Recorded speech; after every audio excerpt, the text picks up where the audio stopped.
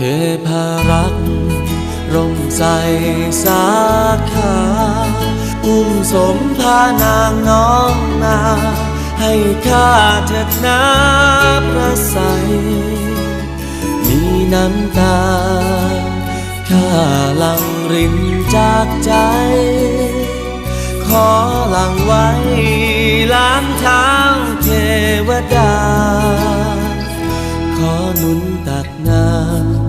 จนสางอรุโนไทยยอมแม้สิ้นใจเส้นสวงแด่ปวงเทวาคอยเจ้าแม้เงาไม่เห็นเจ้ามาพี่นี้มีเพียงน้ำตารินหลั่งลารากไม้ใส